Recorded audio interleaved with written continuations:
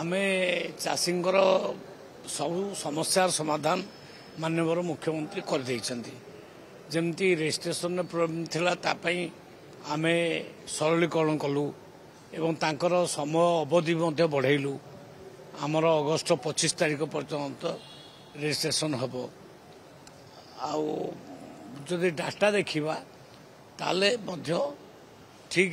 परिमाण कृषक माने रेजिस्ट्रेशन कर सारे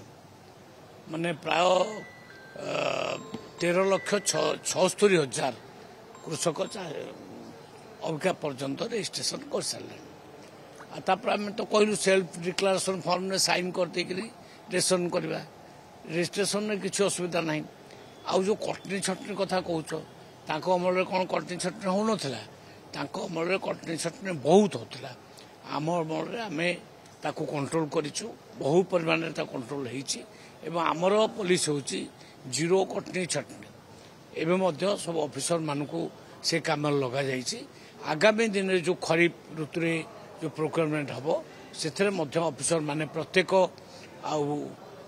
ये मंडी स्तर में दायित्व ने दायित्व नेला देखू जमी कटनी छटनी रोक जा पार तार व्यवस्था